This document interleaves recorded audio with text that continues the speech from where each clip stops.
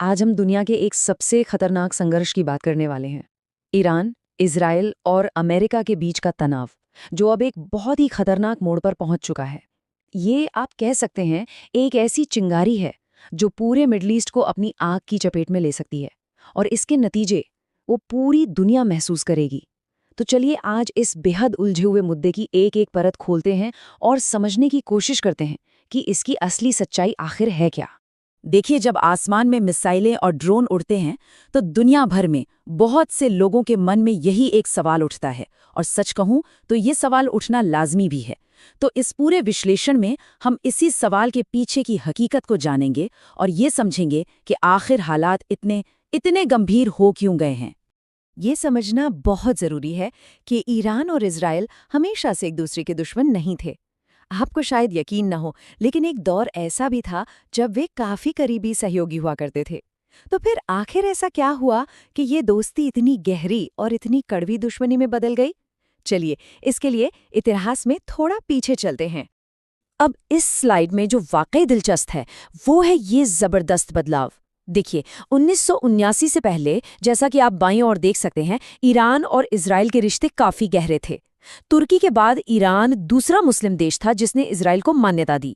लेकिन 1979 की इस्लामी क्रांति वो एक ऐसा टर्निंग पॉइंट साबित हुई जिसने सब कुछ बदल कर रख दिया। ईरान की राजशाही खत्म हुई, एक नई धार्मिक सरकार सत्ता में आई और उसने अपनी पूरी विदेश नीति की दिशा ही पलट दी। इस वैचारिक बदलाव की गहराई को समझने के लिए शायद ये एक लाइन ही काफी है। ईरान के नए सर्वोच्च नेता अयातुल्ला खुमैनी ने इजराइल को छोटा शैतान और अमेरिका को बड़ा शैतान का नाम दिया। और ये सिर्फ कोई राजनीतिक नारेबाजी नहीं थी, ये एक नई वर्ल्ड पॉलिसी थी जिसने ईरान की विदेश नीति की नींव रखी और इजराइल के साथ किसी भी तरह के रिश्ते को हमेशा हमेशा के लिए खत्म कर दिया। तो सवाल ये उठता है कि ईरान सीधे तौर पर इजराइल से पारंपरिक युद्ध लड़े बिना अपनी शक्ति और अपना प्रभाव कैसे दिखाता है? इसका जवाब उसकी एक बहुत ही खास और कह सकते हैं चालाक रणनीति में छिपा है। चलिए अगले भाग में चलते हैं और देखते हैं कि ये काम कैसे करता है। प्रतिरोध का अक्ष या एक्सिस ऑफ रेजिस्टेंस, ये ईरान की विदेश नीति का आप कह सकते हैं सेंटर पॉइंट है। इसका सीधा सा मतलब है सीधे सीधे लड़ाई में उतरने से बचना और अपने सहयोगी गुटों, जिन्हें प्रॉक्सी भी कहते हैं, उनके जरिए अपने दुश्मनों को चुनौती देना। ये कम लागत वाली लेकिन बहुत ज्यादा असरदार रणनीति है जो ईरान को पूरे क्षेत्र में अपना दबदबा बनाए रखने में मदद करती है।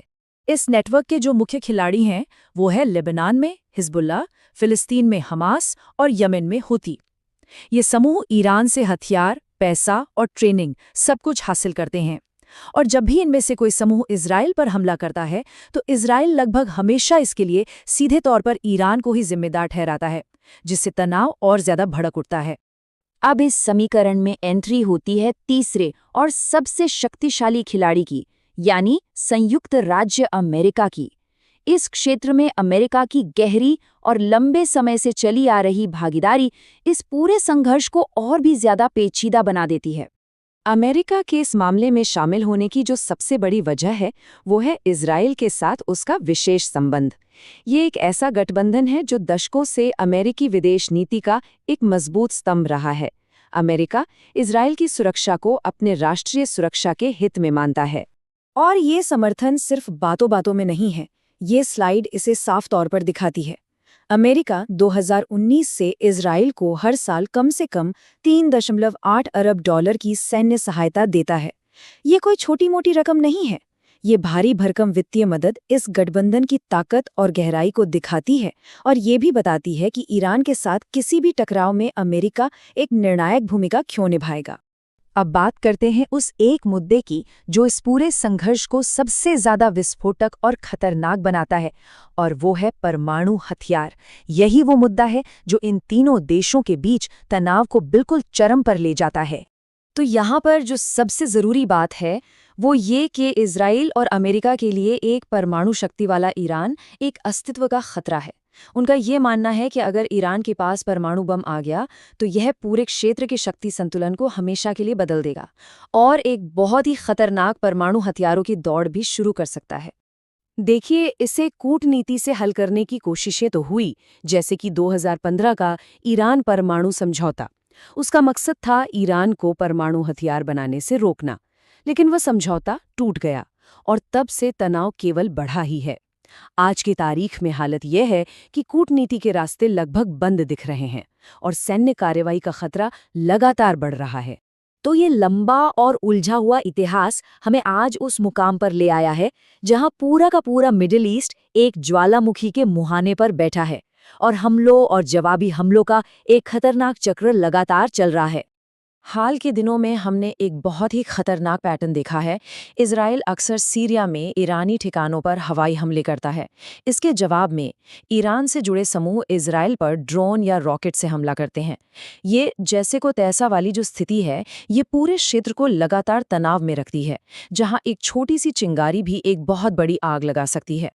तो यहाँ से भविष्य किस दिशा में जा सकता है?